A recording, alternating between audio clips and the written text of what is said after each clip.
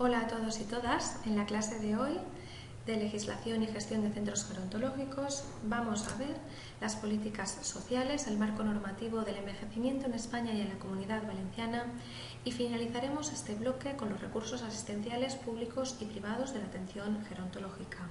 Antes de empezar, quiero recordaros que podéis recurrir siempre a las bases bibliográficas los recursos bibliográficos, tanto recursos online como bibliográficos que os hemos dejado tanto en la guía docente como al final del material de apoyo teórico que tenéis colgado en la plataforma. Bien, empecemos pues con las políticas sociales, el marco normativo del envejecimiento en España y en la Comunidad Valenciana.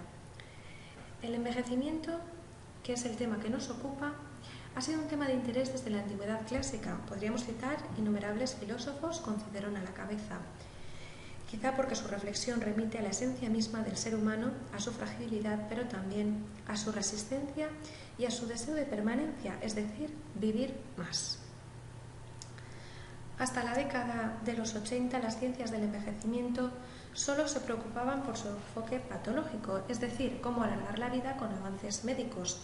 Y a partir de los 90 es cuando aparecen programas para promover el envejecimiento activo y saludable en torno al concepto de calidad de vida. Empiezan a surgir conceptos que habréis escuchado todos, como vivir con vitalidad. Como diría el profesor Jesús Rodríguez Marín, no se trata de vivir más años, sino de darle vida a los años.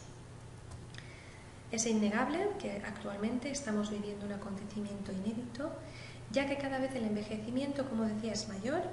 Se prevé que para el año 2020 las personas mayores de 60 sumen la quinta parte de la población total de la Unión Europea y las mayores de 65 superen la cuarta parte.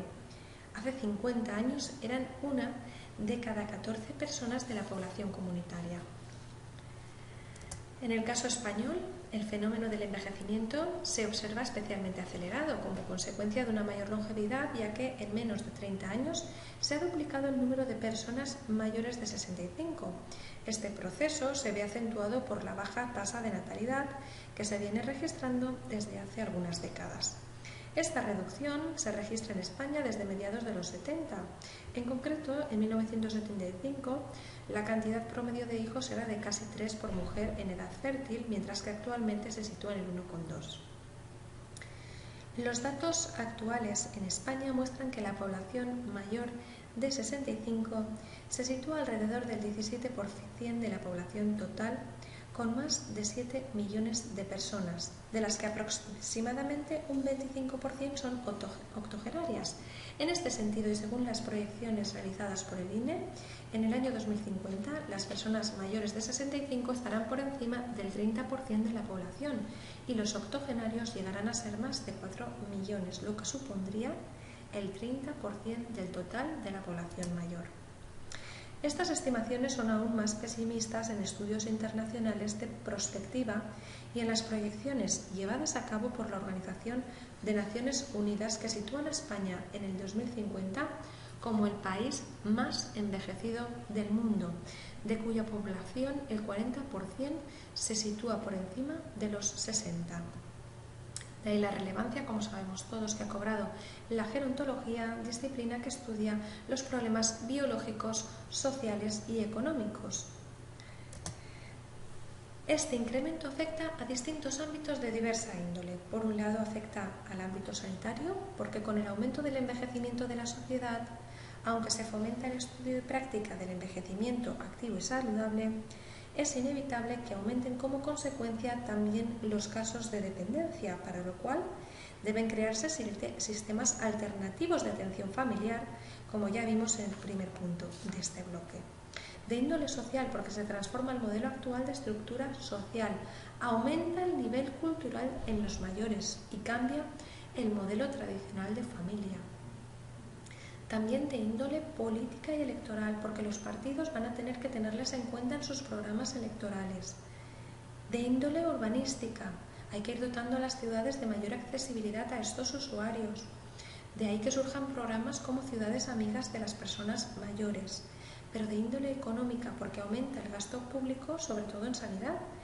Y las pensiones es un tema que preocupa especialmente. Como vemos, El rápido envejecimiento de la población y el constante aumento de la longevidad humana representan una de las mayores transformaciones, como decía, en todos los ámbitos. Para solucionar todas estas cuestiones se hace necesario un nuevo marco normativo en el que se abarquen todas las políticas públicas capaces de atender a las demandas de este sector que está creciendo y con el fin de mejorar su calidad de vida. Desde finales de los 80, las diversas organizaciones e instituciones políticas internacionales se han preocupado por estudiar y debatir exhaustivamente esta problemática, aunque sin llegar a solucionarse por completo, haciendo que el estudio en este momento se encuentre en plena construcción. Dada la gran relación de todas las políticas en este sentido y el poco tiempo de que disponemos en la clase de hoy, voy a sintetizar al máximo las que en mi opinión considero más representativas por su actualidad, repercusión internacional y por su incidencia en el desarrollo de las políticas de intervención actuales.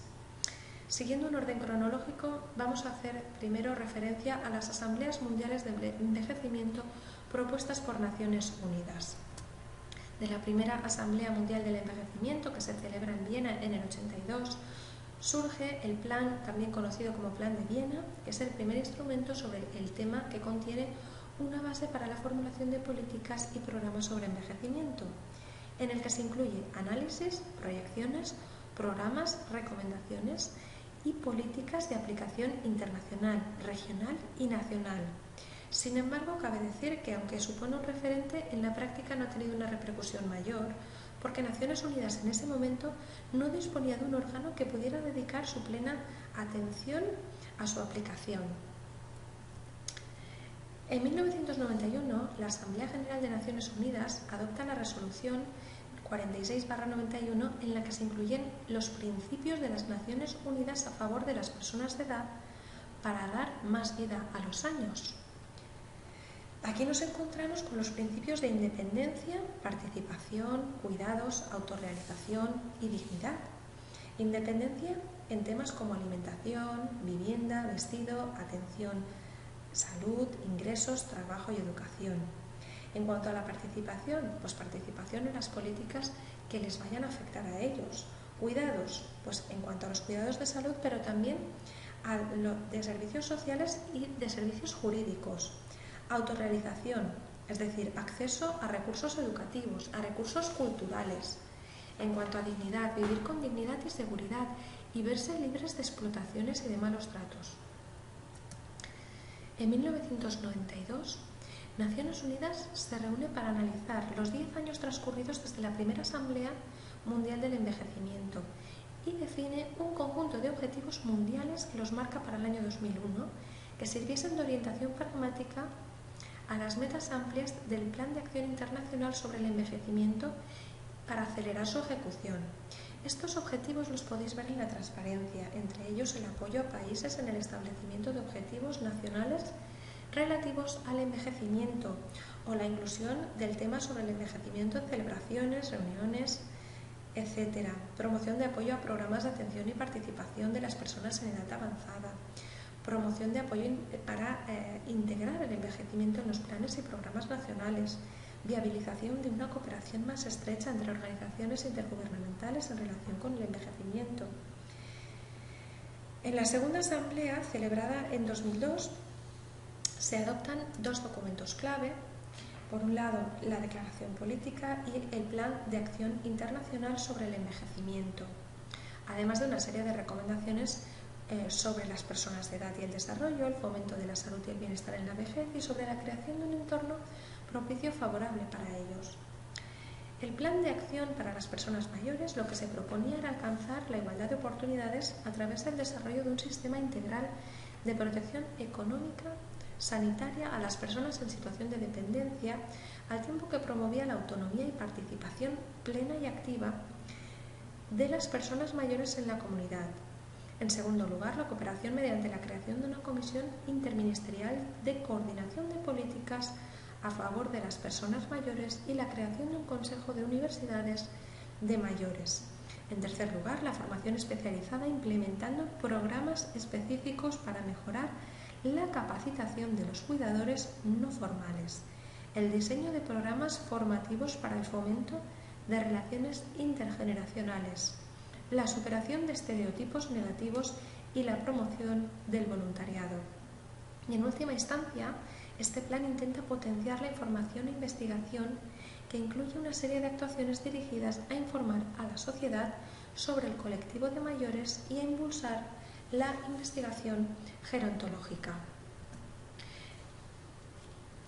En el contexto nacional nos encontramos con que el único documento español que recoge así normativo es la Constitución española, que en su artículo 50 nos dice que los poderes públicos van a garantizar mediante las pensiones adecuadas y periódicamente actualizadas la suficiencia económica de los cuidados durante la tercera edad, además de promover su bienestar mediante un sistema de servicios sociales y atiendan sus problemas específicos de salud, vivienda, cultura y ocio. La aportación española a la política social dirigida a personas mayores es el Plan Gerontológico Nacional, el cual se crea siguiendo las directrices de las 2 Asambleas Mundiales del Envejecimiento, en el cual se presentan 5 áreas de intervención: pensiones, salud, asistencia sanitaria, servicios sociales, cultura y ocio y participación. En cuanto al área de asistencia sanitaria, nos encontramos con garantizar la prevención y asistencia a las personas mayores mediante una adecuada atención primaria dentro del área o sector a través de programas individualizados, programas de interconsultas y la formación inicial y permanente de los profesionales con contenidos de geriatría y gerontología. En segundo lugar, garantizar la adecuada atención especializada a las personas mayores de forma progresiva mediante unidades de geriatría hospitalaria. Y en tercera instancia, conseguir la integración y coordinación de los servicios sanitarios entre sí con los servicios sociales dentro de un marco sectorial.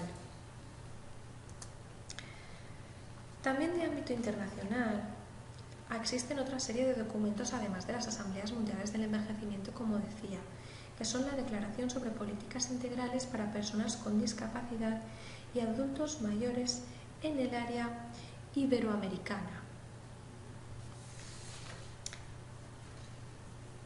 Esta declaración surge en la tercera Conferencia Intergubernamental Iberoamericana sobre Políticas para Adultos Mayores y Personas con Discapacidad. Es convocada conjuntamente por el INSERSO y por la División Social del Ministerio de Planificación de Chile, en la que se acordó constituir una red iberoamericana de cooperación técnica para el desarrollo de políticas integrales para personas mayores y con discapacidad, y se hacen una serie de recomendaciones. Por un lado, reforzar la voluntad política de continuar y perfeccionar los programas y proyectos integrales de inversión social que promuevan la efectiva y plena inserción en la sociedad de estos colectivos. En segundo lugar, profundizar en la necesidad de coordinar y ejecutar políticas multisectoriales.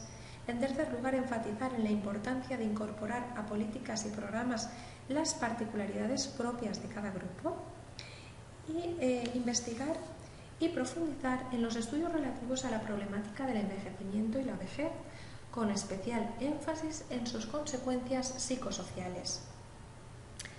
El otro documento, como podéis ver en la transparencia, es la Carta de Derechos Fundamentales de la Unión Europea, que en su artículo 25 establece que la Unión reconoce y respeta el derecho de las personas mayores a llevar una vida digna e independiente y a participar en la vida social y cultural, lo que supuso una apuesta decisiva del derecho de que se reconoce a las personas mayores.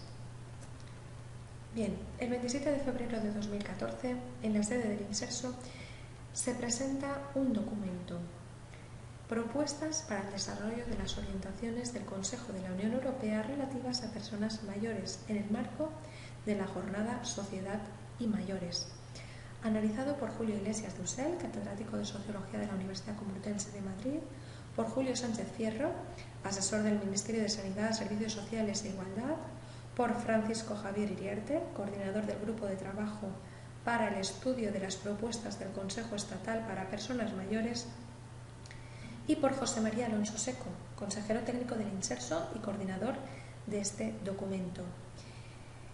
Estas propuestas fueron elaboradas a partir de las orientaciones marcadas por la Unión Europea en materia de envejecimiento activo y está compuesto por 19 orientaciones basadas en 3 cuestiones fundamentales.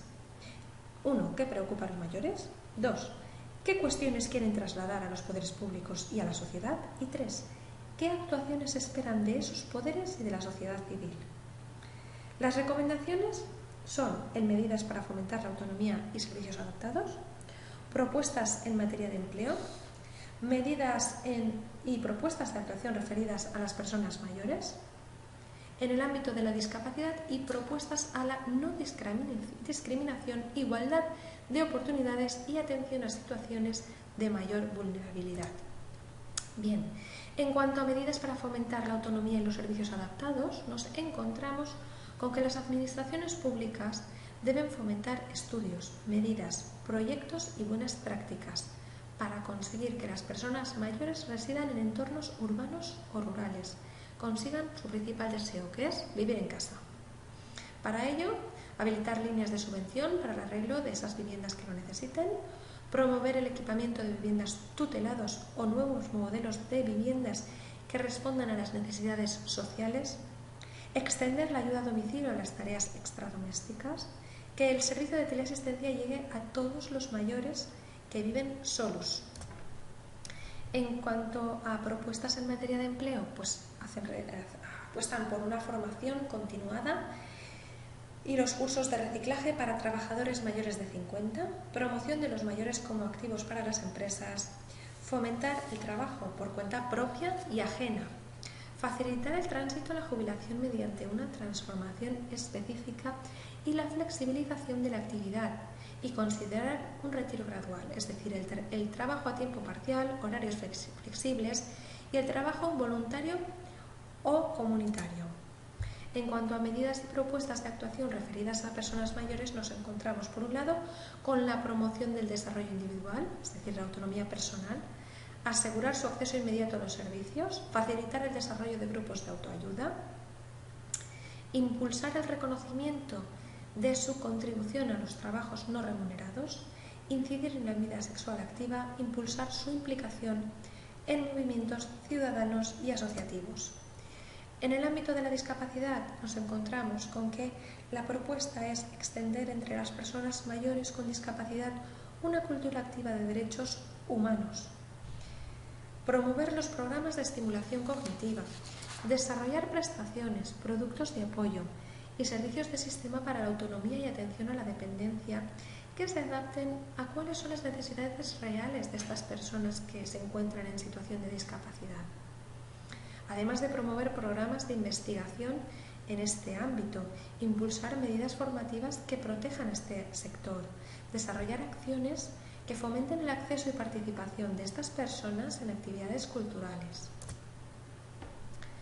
En cuanto a las propuestas a la no discriminación, igualdad de oportunidades y atención a situaciones de mayor vulnerabilidad, nos encontramos con la no discriminación de las personas mayores por razón de edad, que las políticas públicas deben tener en cuenta las relaciones de género en la vejez para romper con el modelo patriarcal y que hay que avanzar en políticas de envejecimiento con perspectiva de género.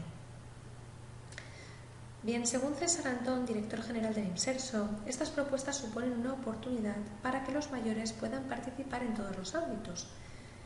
Y según Inmaculada Arpa Camós, que es de la Dirección General de Empleo, las políticas dirigidas al envejecimiento activo se centran en cuatro áreas: participación social, vida independiente, empleo remunerado y entorno favorable al envejecimiento.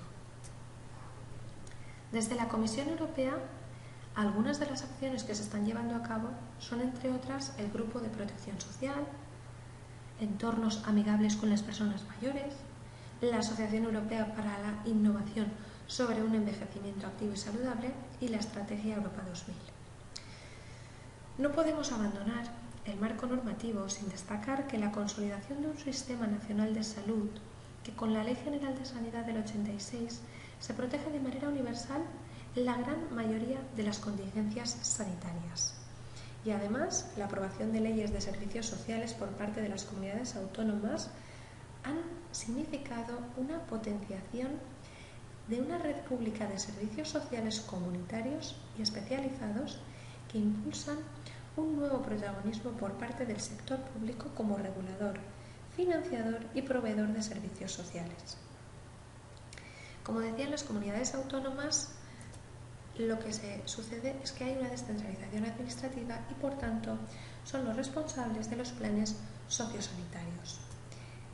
Hay distintos ejemplos de estos planes sociosanitarios en las distintas comunidades autónomas, como veis en la transparencia, como en Cataluña el programa Vida a los Años, como en Galicia el programa de atención sociosanitaria. Cada uno lo ha denominado diferente y han estado más o menos por las mismas fechas. En el caso de la Comunidad Valenciana nos encontramos con el programa ALED de la Comunidad Valenciana del año 95 y también en el año 97 se aprueba la ley que regula el sistema valenciano de servicios sociales. Nos encontramos que se han creado en la Comunidad Valenciana los CEAMS y CIMS, que son centros de atención preventiva para personas mayores y que ofrecen servicios especializados con el objetivo de lograr el mantenimiento de las personas mayores en un estado físico y emocional que les pueda permitir valerse por sí mismas y permanecer a su vez en el medio familiar y social, que, como decía, es lo que ellos más anhelan, y así retardar ese ingreso en las residencias y hospitales. Además, se aprueba en la Comunidad Valenciana una Carta de Derechos Sociales. Y en esta carta vemos que en el artículo 8 dice que las personas mayores tienen derecho a la participación en la vida social, política, económica y cultural de la Comunidad Valenciana. Las personas mayores tienen derecho a recibir de los poderes públicos protección y además una atención integral para promover su autonomía personal y el envejecimiento activo.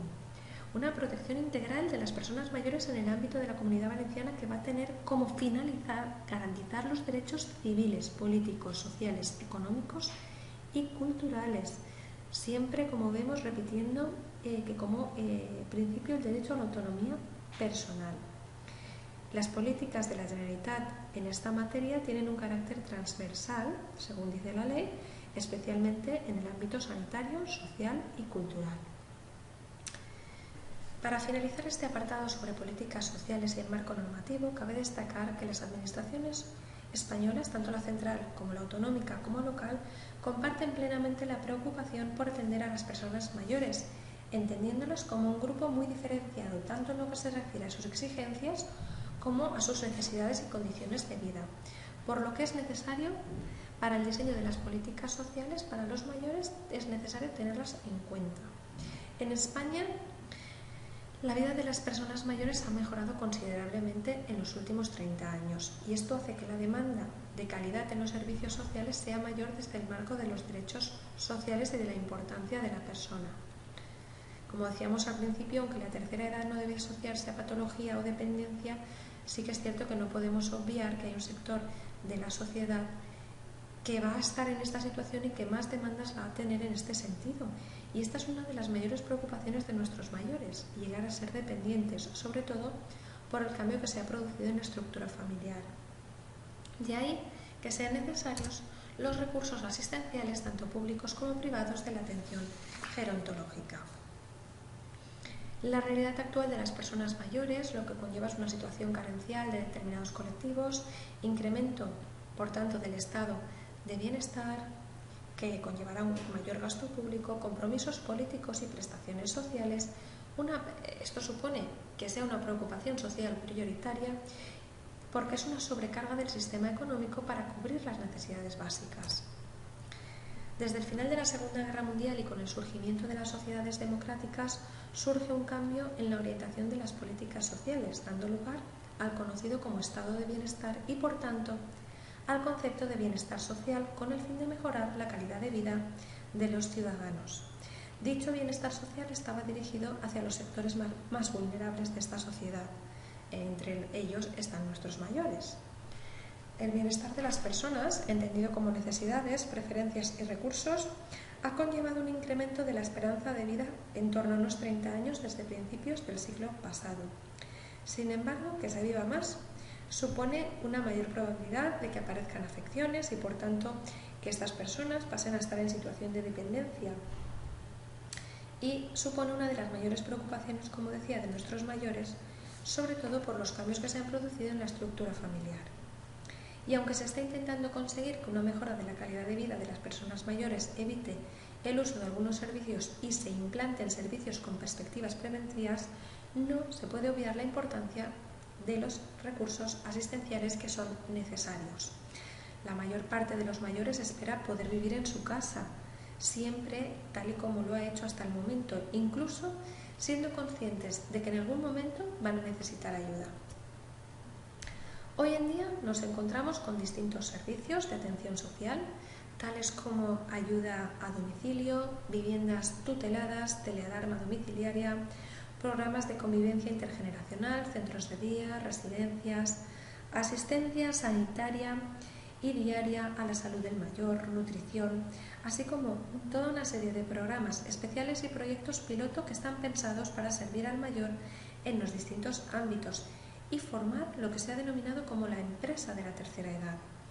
Estos servicios, como ya he mencionado, debido a la descentralización administrativa, corresponden a las comunidades autónomas, son las responsables, por tanto, de los recursos asistenciales públicos, por lo que son sustanciales las diferencias que aparecen entre los distintos territorios de nuestro país. Muchos de estos servicios han empezado a aplicarse desde hace relativamente poco tiempo y se han constituido como una alternativa al ingreso en residencias, ya que la institucionalización del mayor no es la medida que es más aceptada, ya que implica una ruptura con todo lo que su medio social en el que ha vivido siempre y porque además se piensa que coarta la libertad individual. De ahí lo que yo decía en el primer apartado de este bloque sobre los modelos de atención que están cada vez más dirigidos hacia los modelos de atención en la persona. Actualmente, la principal preocupación en este tema, desde la política sobre todo, es, a causa de la crisis económica mundial, la que hace referencia al peso sobre los recursos del país, ya que el aumento creciente de la población mayor conduce a un aumento de la población pasiva. Es un hecho que cada vez existen menos trabajadores productivos en la economía, y esto plantea un gran interrogante económico. ¿Serán posibles los estados futuros de mantener el nivel de vida de los jubilados? Y toda preocupación económica tiene en un sistema democrático una traducción política, ya que influye en la opinión pública, por lo que las decisiones de los responsables políticos deberán buscar el apoyo en los ciudadanos diseñando programas que los incluyan. Hoy por hoy los programas recogen distintas inquietudes, pero únicamente de modo parcial, y esto hace que la política gerontológica sea vacilante. Pese a todo ello, los niveles de asistencia material son relativamente satisfactorios, aunque, como decía, siguen existiendo necesidades psíquicas, pero también sociales, en cuanto a la soledad, marginación, abandono, etc.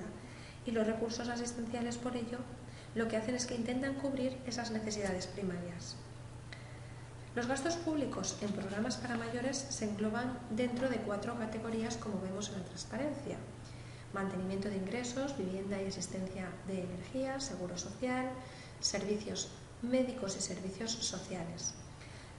Las necesidades asistenciales de los grandes dependientes, tanto a nivel sanitario como social, generan un gasto económico directo e indirecto y humano al que el propio paciente o sus familias no pueden hacer frente en muchas ocasiones. Hay 3 tipos de vida habitual de las personas mayores y son integración dentro de la familia sin ayuda asistencial, servicio de ayuda a domicilio, residencias públicas o privadas para las personas solas o con cónyuge. En primer lugar, en cuanto a la integración dentro de la familia sin ayuda asistencial, cabe destacar que se da en personas que pueden sufragar el gasto económico que conlleva, y en nuestro país las ayudas asistenciales y disposiciones legales se están empezando a enfocar en esta dirección. De ahí el siguiente tipo de vida habitual, como es el servicio de ayuda a domicilio.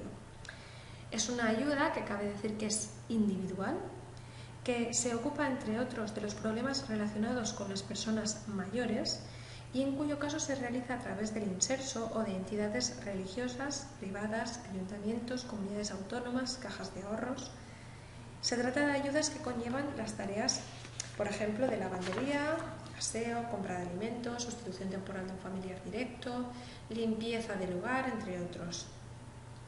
Y el papel de las administraciones públicas en este ámbito lo que consiste es en regular estas iniciativas. De hecho, en los últimos años ha aumentado la implicación de los ayuntamientos, de las diputaciones o de las comunidades autónomas en este campo.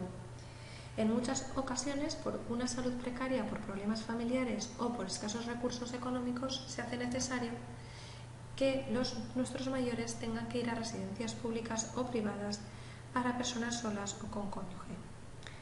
Se adopta, como decía, por causas de fuerza mayor, tales como la falta de salud, la soledad, pese al servicio de ayuda a domicilio, o también por la imposibilidad económica para mantener la propia vivienda, lo que ha hecho que surjan residencias con características muy diferentes según las condiciones de los residentes, las entidades patrocinadoras y las finalidades perseguidas en su creación.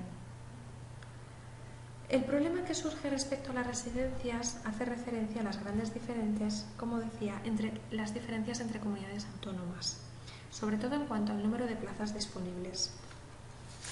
En el caso de la Comunidad Valenciana, existe una importante presencia del sector privado en la atención geriátrica, ya que el 78% de plazas en residencias para mayores de 65 años son privadas, según un informe del Portal de Mayores, dependiente del Consejo Superior de Investigaciones Científicas y el Inserso.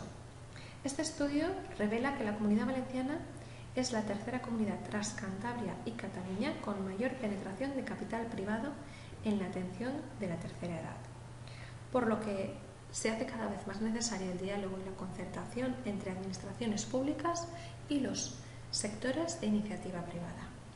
Y con esto hemos concluido el bloque 1 de la asignatura de Legislación y Gestión de Centros Gerontológicos. Os recuerdo que tenéis un foro en la asignatura que es únicamente para dudas sobre los contenidos. Para cualquier consulta ya sabéis que podéis poneros en contacto conmigo.